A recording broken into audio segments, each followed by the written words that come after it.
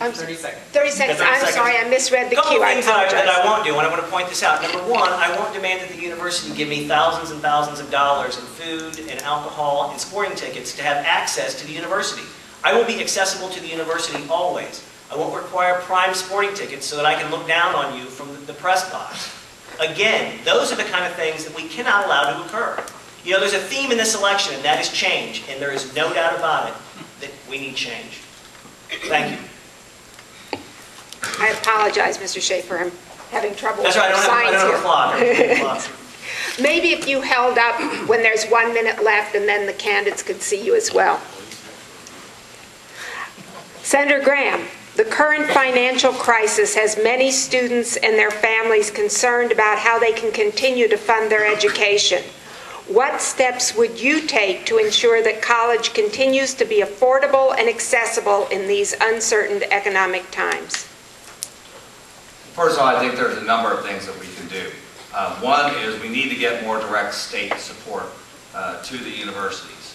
While there has been an expansion in scholarships, and on its face, that sounds like a good thing, what you have to understand is the money that used to go directly to increases to state universities to support these institutions, more than half of that scholarship money now goes to private colleges and universities, whether it's Lindenwood College, Washington University. That money used to go to the University of Missouri, and half of that money, more than half of that, is now going to support private colleges and universities. What we need to remember is that the Constitution requires the legislature to properly maintain the University of Missouri, period. It doesn't say anything about WashU, it doesn't say anything about Lindenwood, it doesn't say anything about Franklin Tech.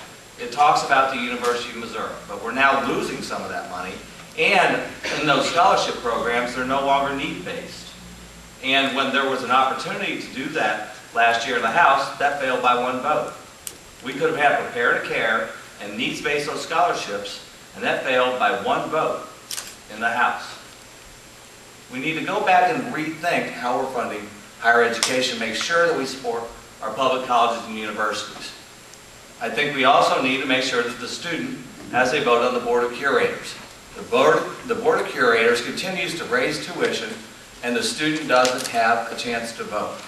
This is a fundamental disagreement between my opponent and myself. I trust you to vote on the Board of Curators. 25% of America's colleges and universities have voting student curators. The University of Illinois, my alma mater, has it. UCLA, Penn State, Wisconsin. It has worked great in other states. And I think the rest of the curators will look at you more seriously when they have to depend on your vote every once in a while. But he doesn't think you should have that vote. He wants your vote on November 4th, but he doesn't want to give you a vote on the Board of Curators. And that's a fundamental difference. I think they will be less likely to support increases in tuition if you have an opportunity to serve on there. I don't know why he doesn't want you to have a vote. Maybe it's because his treasurer is a former member of the Board of Curators.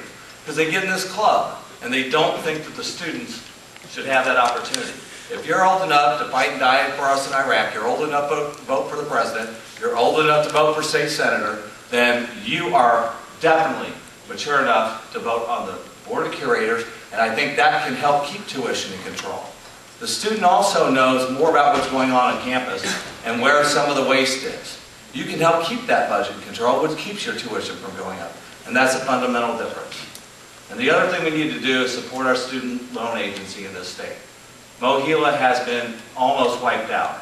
They haven't been able to make payments for 3 cycles on the Lewis and Clark Discovery Initiative, and I've talked with at least one student whose interest rate went up to 13%.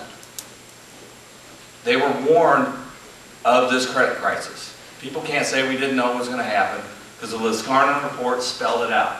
No one wanted to believe it. And everything that I told people could happen on this thing has happened on this thing. I am proud to support this university, and I'm so proud to do whatever I can. And if the chancellor wants to meet with me, I'll meet with the chancellor. If the students want to meet with me, I'll meet with the students. You guys deserve an opportunity to have that vote. It's going to make a big difference in terms of your tuition rates as we go in the future. And we've got to get back to proper state support of this institution and not letting all that money get siphoned off to private colleges and universities.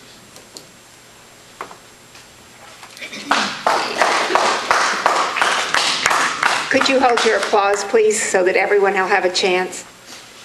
Mrs. Still?